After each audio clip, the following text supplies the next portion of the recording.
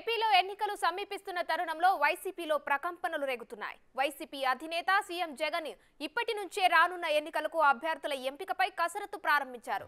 సర్వేల ప్రకారం జనంలో వ్యతిరేకత ఉన్న సెట్టింగ్లను సైతం తప్పించేస్తూ షాక్ ఇటీవలే 11 నియోజకవర్గాలకు ఇన్ఛార్జీలను సీఎం జగన్ ప్రకటించారు.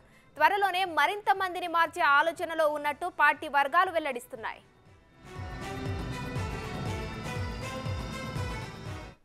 ఈ క్రమంలోనే జగ్గంపేట నియోజకవర్గంలో సిట్టింగ్ ఎమ్మెల్యేగా ఉన్న జ్యోతుల చంటిబాబు స్థానంలో తోట నరసింహాన్ని నియమించబోతున్నట్లు వార్తలు వస్తున్నాయి. కాగా తాజాగా జగ్గంపేటలో ముఖ్య అనుచరులు పార్టీ నేతలతో ఎమ్మెల్యే జ్యోతుల చంటిబాబు సమావేశమయ్యారు.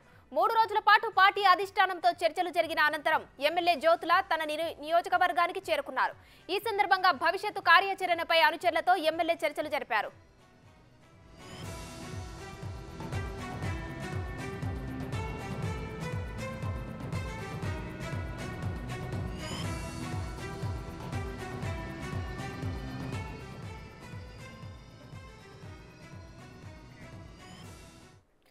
ఇక ఎన్నికలు దగ్గర పడుతున్న కొద్దీ వైసీపీ ఎంపీల మార్పులు అనేవి చాలా త్వరగా చకచకగా జరిగిపోతున్నాయి. దీనికి సంబంధించిన పూర్తి అప్డేట్స్ మా ప్రతినిధి రాజేష్ అందిస్తారు. రాజేష్, చెప్పండి, ఇప్పటికే వైసీపీలో మనం చూస్తున్నాం ఎమ్మెల్యేలు ఎంపీల మార్పులు అనేవి జరిగిపోతున్నాయి. దీనికి సంబంధించిన అప్డేట్స్ ఏంటి?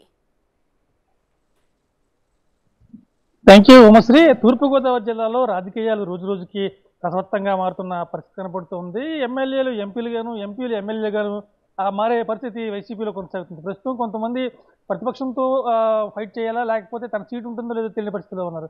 ముఖ్యంగా ప్రస్తుతం మనం జగ్గంపేట వైఎస్ఆర్సీపీ కార్యాలయం వద్ద ఉన్నాం. ఇక్కడ ఎమ్మెల్యే జ్యోతుల చంటిబాబు అధికారంలో ఉన్నారు.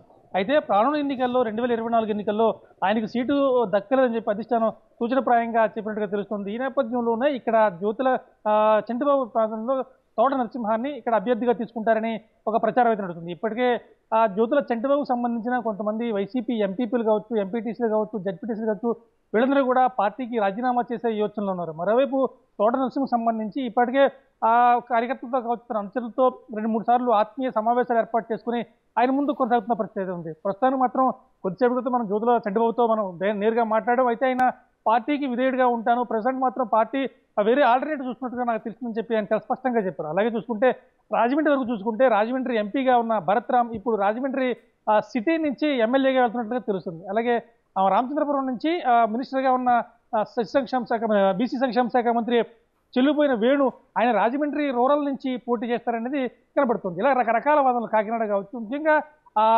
పత్తిపాడు అయితే మాత్రం పర్వతనేని పూర్ణచంద్ర ప్రసాద్ ఆయన మాత్రం పూర్తిగానే ఆయనకి సీట్లు లేనట్టు తెలుస్తుంది. ఆయన స్థానంలో ఆయన మడతలు జానకీదేవి రంగంలో ఉన్నట్లుగా తెలుస్తుంది. మొత్తం తూర్పుగోదావరి జిల్లాలో చూసుకుంటే ఒకవైపు టీడీపీ జనసేన పొత్తులతో ఎలా వెళ్ళాలి, ఏ సీటు ఏ పార్టీకి వెళ్తుందనే విషయం పక్కన పెడితే ఇటు వైసీపీకి వచ్చేసరికి ఉన్నవాళ్లే వాళ్ళు ఉంటారా లేదా తెలియని పరిస్థితి కొనసాగుతుంది. ప్రస్తుతానికి మాత్రం ఈ 2 అంశాల మీద రాజకట్టు జనసేన చూసుకుంటే ముఖ్యంగా రాజమండ్రి రూరల్కి సంబంధించి ఆ సీటు ఎవరికి ఇస్తారు, టీడీపీకి ఇస్తారా, జనసేనకి ఇస్తారా అనేది మాత్రం అంటే అక్కడ ఇద్దరు అభ్యర్థులు ప్రధానంగా ఉన్నారు. ఇద్దరు కూడా బలమైన అభ్యర్థులు. టీడీపీని చూసుకుంటే గోరెంట్ల బుచ్చి చౌదరికి ఇవ్వాలి, అలాగే జనసేనని చూసుకుంటే కందుల దుర్గేష్కి ఇవ్వాలి. వారిద్దరిలో ఎవరికి ఇస్తారు సీట్ అనేది కాస్త సంసిద్ధంగా నడుస్తుంది ప్రస్తుతానికి మాత్రం.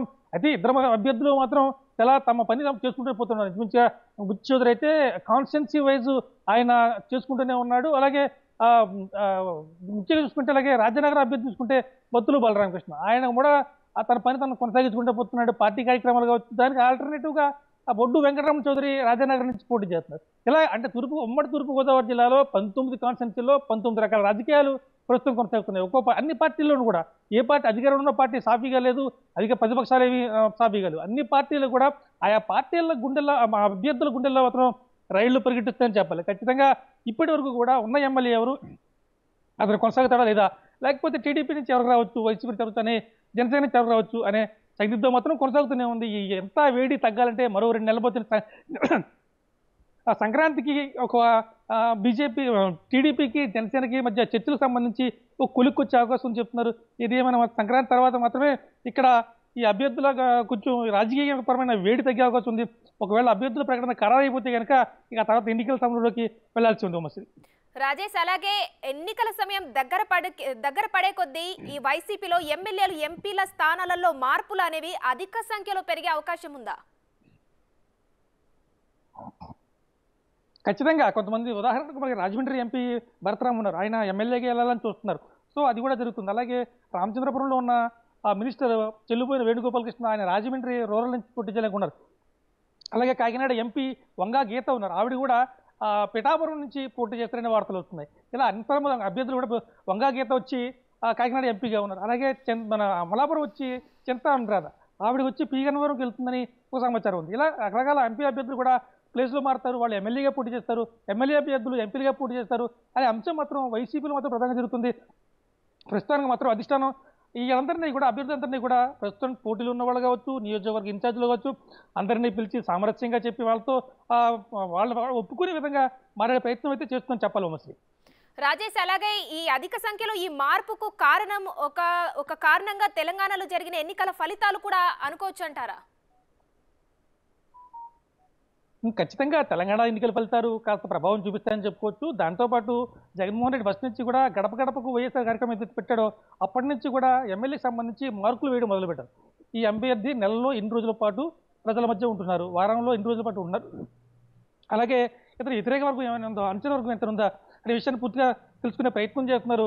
అందులో భాగంగానే చాలామంది అభ్యర్థులు తమ ఎన్నిసార్లు చెప్పినా కానీ వాళ్ళకి పనితీరును మార్చుకోకపోవడంతో ఈ రకమైన నిర్ణయానికి వచ్చామని చెప్పి పార్టీలో కొంతమంది సీనియర్లు చెప్తున్న పరిస్థితి ఉంది. ఏదేమైనా కానీ అధిష్టానం మాత్రం అందరినీ కూడా పిలిచి వాళ్ళతో మాట్లాడే విధంగా ఒకసారి వాళ్ళతో మాట్లాడి వాళ్ళకి ముందుగా చెప్పిన తర్వాత వాళ్ళని చేత ఒప్పించి ఆ స్థానాన్ని మరొక కేటాయించి అలాగే అసమ్మతి లేకుండా అందరూ కలిసికట్టుగా ముందుకు వెళ్ళే దిశగా వైఎస్ఆర్సీపీ అయితే పనిచేస్తుంది.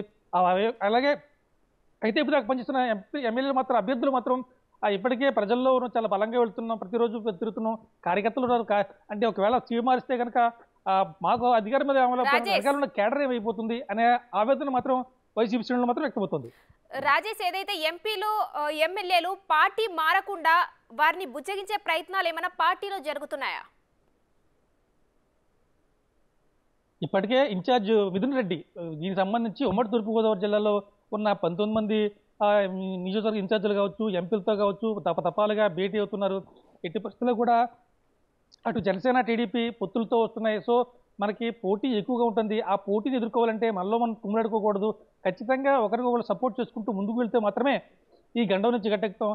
మనం ఖచ్చితంగా కనుక పార్టీలో కనుక అంతర్మతం ఏర్పడితే కనుక అసంతృప్తులు ఎక్కువైతే కనుక ఓట్ బ్యాంక్ చీలిపోయే అవకాశం ఉంది. ఇప్పటికే వైసీపీ జనసేన టీడీపీ జనసేన ఒకటైపోవడం వల్ల వాళ్ళకి ఓట్ బ్యాంక్ పెరిగే అవకాశం ఉంది. మనకి వైసీపీ వ్యతిరేక ఓటు చీలకుండా పోతుంది. సో ఇటువంటి సమయంలో వైసీపీలో కూడా ఎవరు కూడా ఇటువంటి విభేదాలు పెట్టుకోవద్దు. ఖచ్చితంగా ఒకవేళ సీట్ రాకపోయినా కానీ భవిష్యత్తులో ఒకవేళ మళ్ళీ అధికారంలోకి వచ్చే కనుక ఖచ్చితంగా మీకు అందరికీ సముచితమైన స్థానం కల్పిస్తామని చెప్పి వైసీపీ మాత్రం చాలా స్పష్టంగా చెప్తుంది. ఇందులో భాగంగానే ఒకవేళ సీట్ ఇవ్వలేకపోతే ఎందుకు ఇవ్వలేకపోయాం, ఒకవేళ ఇవ్వలేకపోయినంత మాత్రాన మీరు నా మనుషులు కాకపోవచ్చు, ఖచ్చితంగా మిమ్మల్ని అందరినీ చేరదీస్తాను. రేపొద్దున మనం అనుకున్నప్పుడు మన ప్రభుత్వం ఉన్నప్పుడు మళ్ళీ మీకు తగిన స్థానం కల్పించి మిమ్మల్ని ఏదైతే మార్చానో కేవలం మన పార్టీ అధికారం రావాలని ఆలోచన తప్ప మీకు నాకు వ్యక్తిగతంగా ఏ విధంగా కక్షలు లేవని చెప్పి జగన్మోహన్ రెడ్డి చెప్పినట్టుగా కొద్దిసేపు చంద్రబాబు గారు మనతో చెప్పారు, చాలా విషయాలు చెప్పారు. అయితే ఖచ్చితంగా అభ్యర్థులు మారితే అసంతృప్తులు ఉంటారు, అలాగే పక్క పార్టీ వైపు చూసేవాళ్ళు ఉంటారు.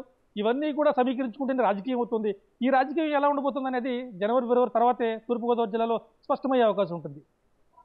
రాజేష్, అలాగే ఏదైతే జ్యోతుల చంటిబాబు మార్పుకు సంబంధించి సమాచారం అందిందో ఆయన ఖచ్చితంగా నేను పార్టీలోనే ఉంటాను, పార్టీ కోసమే పనిచేస్తానని కూడా ఆయన అంటున్నారు. అంటే పదవి దక్కకపోయినా నేను పార్టీలోనే ఉంటానని కూడా ఆయన చెప్తున్నారు. దీనిపై అప్డేట్స్ ఏంటి రాజేష్? ఆయనతో మనం కొద్దిసేపు క్రితం చంద్రబాబుతో నేరుగా మాట్లాడాం. ఆయనతో సుభద్రంగా ఒక అర్ధగంట పాటు మనతో మాట్లాడారు. అయితే జగన్మోహన్ రెడ్డి గారు పిలిచారు, వెళ్ళి మాట్లాడడం. అయితే చంద్రబాబు కొంచెం నువ్వు మార్చుకోవాల్సిన అవసరం ఉంది, అవసరమైతే నేను మళ్ళీ పిలుస్తాను అని చెప్తే ఆయన కూడా చాలా లాయల్గా నేను ఆయన పార్టీ అధిష్టానం ఎలా నిర్ణయిస్తే అలా ముందుకు వెళ్తానని చెప్పి చాలా స్పష్టంగా చెప్పారు. అయితే వెనకాల ఉన్న కార్యకర్త పరిస్థితి ఏంటి అంటే వాళ్ళందరూ కేటర్ కూడా ఈయన నమ్ముకున్నారు. వాళ్ళందరూ కూడా రేపు పొద్దున్న మాజీ ఎమ్మెల్యే అంచరులుగా ఉండిపోతారా, లేకపోతే వాళ్ళకి ఏదైనా సమస్య వస్తే ఎలా వెంటాడాలి, ఆయన చాలాసేపు మాట్లాడారు. అయితే పార్టీ ఎలా నిర్ణయించుంటే అలాగే వెళ్తాను, ఖచ్చితంగా పార్టీ లైన్ బట్టి వెళ్తాను. కాకపోతే వెనకాల ఉన్న కార్యకర్తలు ఇబ్బంది పడుతున్నారు, వాళ్ళందరినీ కూడా ఇక 5 ఏళ్లుగా కాపాడుకుంటూ వచ్చాను, రేపు పొద్దున వాళ్ళకి ఏదైనా సమస్య వస్తే ఎలాగ ముందుకెళ్ళాలి, కేవలం అదే అంతంతో ఉన్నాను, నా వ్యవసాయం లేదా వ్యాపారం అయితే చూసుకుంటూ ముందుకు వెళ్తాను, పార్టీలో కొనసాగుతున్నాను. అయితే సీట్ ఇవ్వనంత మాత్రం నేను ఇబ్బంది పడలేదు, అంటే అధికారం లేకపోతే నాకంత పదవి వ్యామోహం ఏమీ లేదు. కాకపోతే వెనకాల ఉన్న కార్యకర్తలను కాపాడుకోవాల్సిన అవసరం ఉంది. అందువల్ల వాళ్ళతో విడతల వారీగా చర్చించి ఒకవేళ ఏదైనా ఎవరైనా పొరపాటు రాజీనామా నిర్ణయం తీసుకుంటే వాళ్ళందరినీ ఉపసంహరించేలా, అంటే తొందరపాటు నిర్ణయాలు కావచ్చు, కోపంతో తీసుకున్న నిర్ణయం కావచ్చు, ఇవన్నీ కూడా సర్దుకోవాలని చెప్పి పార్టీ కార్యకర్తలను సముదాయించే ప్రయత్నం అయితే ఆయన చేస్తారని చెప్పాలి. Right, thank you Rajesh.